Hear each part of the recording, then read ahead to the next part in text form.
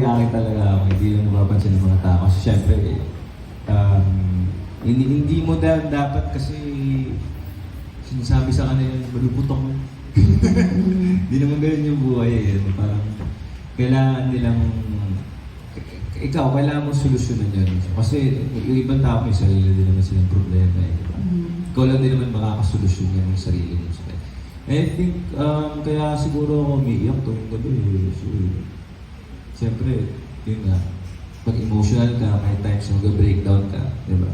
Tsaka parang na-cleanse ka after, di ba? Parang pagkatas mo umiyak, parang okay na ako ulit, parang gain na ulit.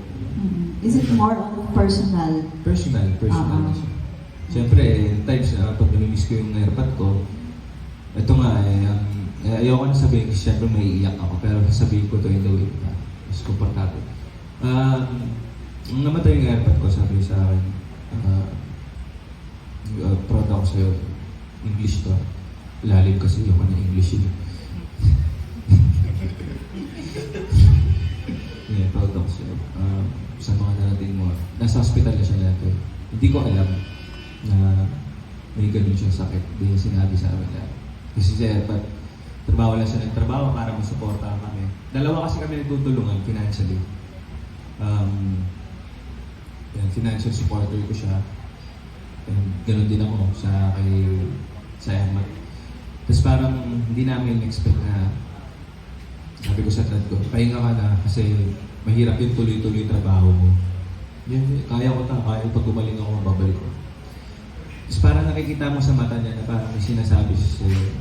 Hindi kasi umiiyak yung airpod ko eh. Hindi umiiyak yung sa harap ko, never. Never nagpakita yun sa akin, lulukot ako eh. Noong time na yun, nararamdaman ko na parang hindi ko alam kung sabi niya, sige na, ingat ka niya. Parang goodbye, pero hindi ako nakapagsalita, na-stun ako. Tapos kinagabihan, tulog ako. Tapos, in-announce na lang na parang patay na daw siya. So, stun ako. Hanggang ngayon, may times na pag binabalikan ko yun kasi sayang hindi niya nakita.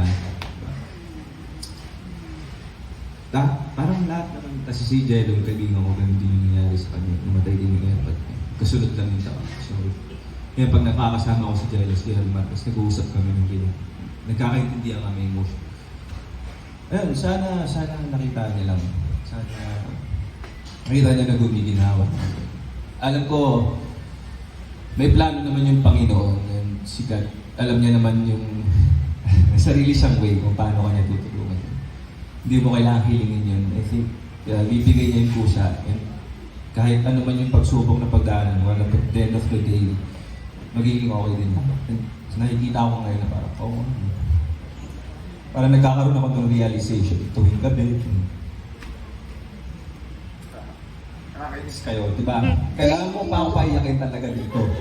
Thank you for sharing that Ayun, part. sana lang naabutan ng airport ko. Sana naabutan ni Dad. May naabutan siyang konti. Oo naman, Tara G, naabutan niyo naman. Pero syempre iba yung ngayon eh, sayang eh, di ba? Bayan? Sigurado kami na mapapanood niya up there yan. Oo Very naman, happy. alam ko naman. Still Proud guiding you. proud siya sa akin. Very proud of you. Ramdam ko naman yun. Dala-dala ko pa rin every eksena ko, every time na maharti ako. Kahit hindi nakakayak yung eksena, kahit nakakatawa siya, kailangan kong dipit yun. Thank you, Anthony, for sharing that Thank you. kwento.